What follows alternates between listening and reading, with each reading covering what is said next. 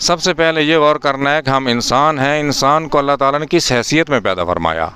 کائنات ساری اللہ تعالیٰ نے پیدا فرمائی، چرند پرند، شجر حجر، جن انس، پہاڑ سمندر دریا کھیت کھلیان، سب اللہ تعالیٰ نے پیدا فرمائے۔ کسی کو اللہ نے اپنا شاہکار نہیں فرمایا، انسان کو اپنا شاہکار فرمایا۔ لقد خلقنا الانسان فی احسن تقویم، ہمارا شاہکار انسان ہے، بہترین معیار پر انسان کو پیدا فرمایا۔ جو عقل سلیم انسان کو عطا فرمائی اللہ تعالیٰ نے، کسی کو عطا نہیں فرمائی۔ انسان نے دیکھا کہ میں نے گھوڑے کو کیسے قابو کرنا ہے، اس کے منہ میں لگام ڈالی جائے گی، پھر اس کو اپنے استعمال میں لانا ہے، اس کو قابو کرنا ہے، اس کے اوپر بیٹھوں گا، جدھر چاہوں گا ادھر اس کو موڑوں گا۔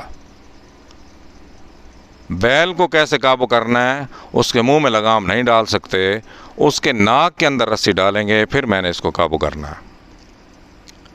ہاتھی کو نہ لگام ڈال سکتی ہے، نہ اس کو ناک میں رسی گزاری جا سکتی ہے، اس کے اوپر سوا لے کے گردن پہ، سر کے اوپر، سر کی جلد اس کی نرم ہوتی ہے، تو سوا لے کے بلم لے کے آدمی بیٹھے گا، ہاتھی کو ایسے قابو کرنا ہے۔ اونٹ کے ناک میں نکیل ڈالنی ہے۔ یہ سمجھ انسان کو اللہ تعالیٰ نے عطا فرمائی۔ ہاتھی کے اوپر بھی انسان سوار ہوگا، اونٹ پر بھی، گھوڑے پر بھی، بیل پر بھی۔ یہ عقل سلیم انسان کو عطا فرمائی، اور انسان کو اللہ تعالیٰ نے اپنا شاہکار فرمایا۔ انسان نے دیکھا کہ شیر، چیتا، یہ خونخوار جانور ہیں، ان سے کام نہیں لیا جا سکتا، ان کو پنجرے میں بند کر دو۔ ان کو بھی انسان نے سدھایا، ہر جانور کو سدھایا، اس لیے کہ اللہ تعالیٰ نے انسان کو سدھا ہوا پیدا فرمایا۔